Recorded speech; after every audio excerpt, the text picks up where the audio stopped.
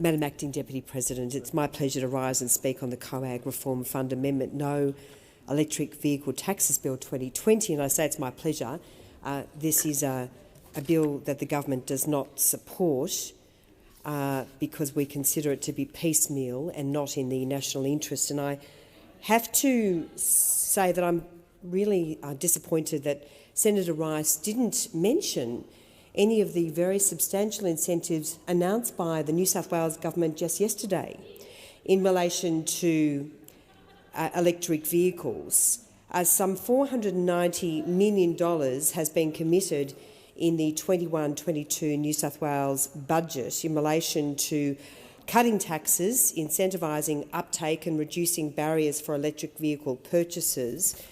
And these include a stamp duty waiver, rebates of $3,000 to be offered on private purchases of the first 25,000 eligible electric vehicles, $171 million for new charging infrastructure across the state, and $33 million to help transition the New South Wales government passenger fleet to electric vehicles where feasible. So we're seeing some very good action in some states, and very importantly, the New South Wales government, along with the South Australian government, has deferred any road user charge because the Liberal governments in New South Wales and South Australia recognise that it is important to have a nationally consistent approach where there is proper consultation across the board, and it is a shame that the Andrews Labor government has gone ahead with this tax, yet one more tax from the Andrews Labor government. So on that point, the Greens and the government, the Morrison government, are in unison. We do not agree with the huge array of taxes which are being imposed, additional taxes being imposed by the Andrews Labor government. So, as I say, I do note the significant difference between the New South Wales and South Australian governments with respect to a road user charge for electric vehicles, and disappointingly the Victorian government, which is persisting with this tax, which frankly is not an incentive to drive the uptake of electric vehicles in Victoria. Madam Acting Deputy President, apologies, I'm now seeing that there is an Acting Deputy President. I've been called worse. You have been called worse. Good to see you in the chair, Acting Deputy President. I want to reiterate that this government is committed to lowering emissions and protecting our economy, jobs and investment. This government, despite the many attempts by Greens and the Labor to mischaracterise the efforts of our government in the many different initiatives that we are delivering to drive down emissions, to invest in our environment, and at the same time to protect jobs and the strength of our economy, this government has a very strong record in meeting and beating emissions reduction targets without sacrificing the health of our economy. And in contrast to the Morrison government, we know that Labor is bitterly divided on its energy and climate policies. Bitterly divided. They are a complete and utter mess, and the blue-collar workers, the coal mine workers and all other workers in the oil and gas industries in this country know they do not have many friends in the Labor Party. Their friends are in the Morrison Liberal National Government.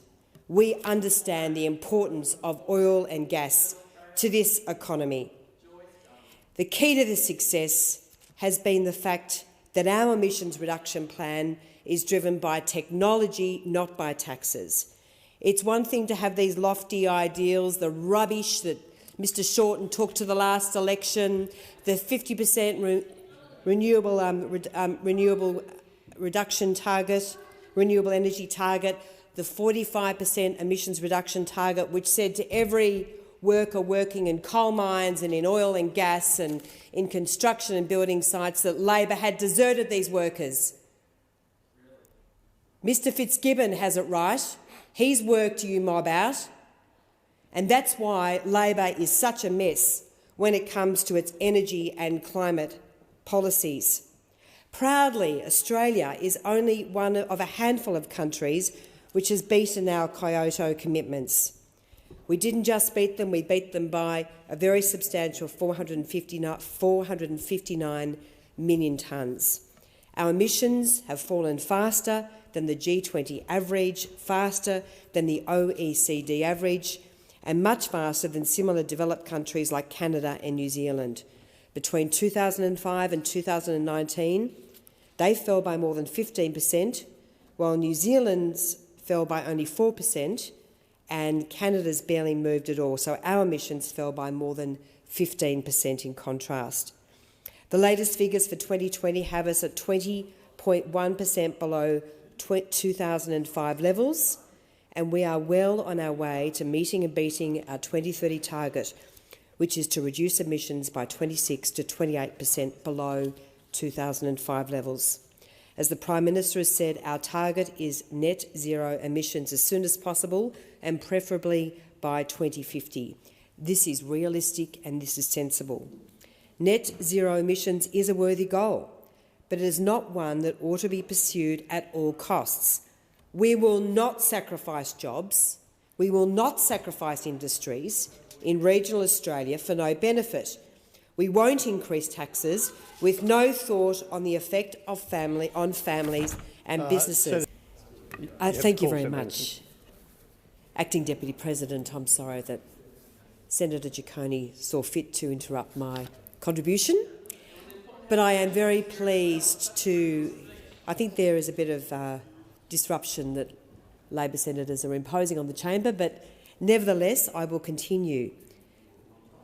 As I was saying, technology, not taxes, is the way to go. Australians are practical people, and this is no more apparent than in the context of technological adoption and adaptation.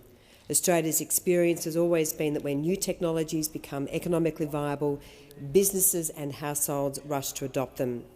We can see this happening right now with the adoption of renewables in Australia at 10 times the global average. 10 times the global average, the adoption of renewable technology is happening in this country, and it is happening under the Morrison government. 4 times higher than Japan, the US and Europe.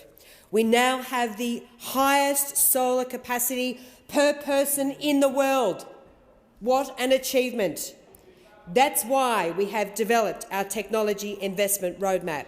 It is a comprehensive plan to invest in the technologies that we need to continue to bring emissions down here and around the world, driven by the most incredible investment in renewables happening here on the watch of Prime Minister Morrison and under the leadership of the Morrison Liberal National Government.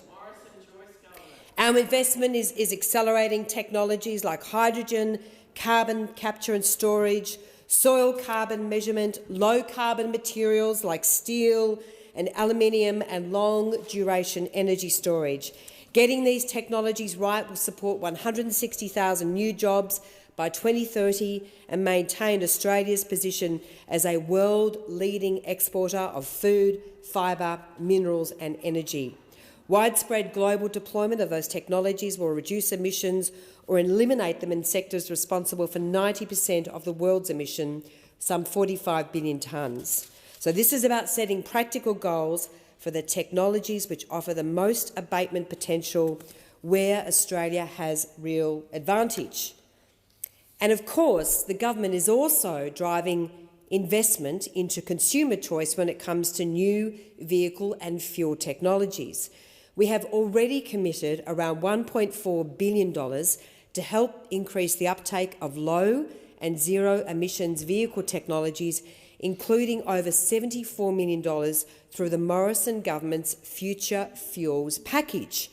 This is proactive investment in future fuels, in future technologies for vehicles in this country. The Future Fuels Fund is the centrepiece. It will enable businesses to start integrating new vehicle technologies into their fleets and address black spots in public charging or refuelling infrastructure.